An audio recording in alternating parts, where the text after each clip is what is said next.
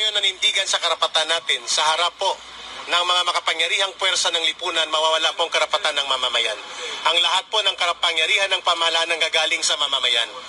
At yun po ang aming iginigiit. Ang karapatan ay hindi pa pwedeng labagin, lalo na ng mga makapangyarihan sa pamahalaan. Ito ay dapat ginagarantiya, nirespeto, at pinapasiguro na hindi ito nalalabag, lalo na po na may hawak na kapangyarihan. That's the message kung bakit namin tiniis ang hunger strike, hunger protest for 7 days. Did you expect po na mapapalayo ito before?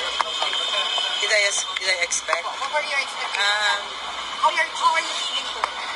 I'm okay, but my expectations, how do I feel now? Parang my expectations were, when you fight kasi the CPP, NPA, NDF, you have no expectations. You just embrace it and you just jump, and we were very ready to spend our holidays here away from our family. We were very ready to do that.